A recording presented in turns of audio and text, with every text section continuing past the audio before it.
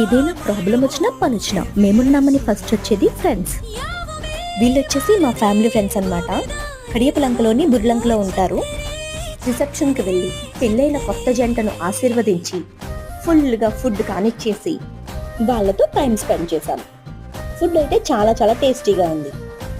పిల్లల హడావిడితో చాలా సందడిగా ఉందండి. టైం అస్సలు తెలియలేదు. ఏదైనా ఫంక్షన్లో పిల్లలే కదండి సందడి, ఎంత అందంగా తయారయ్యారో అని ఒక ఫోటో తీశానన్నమాట. బాగున్నారు కదా.